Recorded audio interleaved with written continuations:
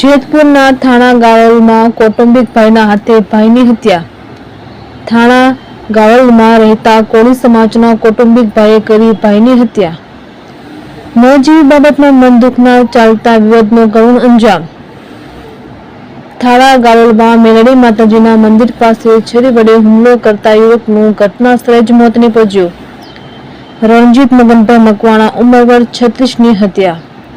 અશોક વજુભાઈ મકવાણાએ રણજીતના હૃદયના ભાગે છરી વડે હુમલો કરતા મોત નીપજ્યું। યુવકના મૃતદેહને પોસ્ટમોર્ટમ અર્થે જેતપુર સરકારી હોસ્પિટલ ખાતે ખસેડવામાં આવ્યો। હોસ્પિટલ ખાતે મોટી સંખ્યામાં લોકો ઉમટી પડ્યા। જેતપુર તાલુકા પોલીસ ઘટના સ્થળે દોડી આવી ઘટના સ્થળ પરથી છરી કબજે કરી। પોલીસે આરોપી અશોકની ગણતરીની કલાકોમાં અટકાયત કરી કાયદેસરની કાર્યવાહી હાથ ધરી।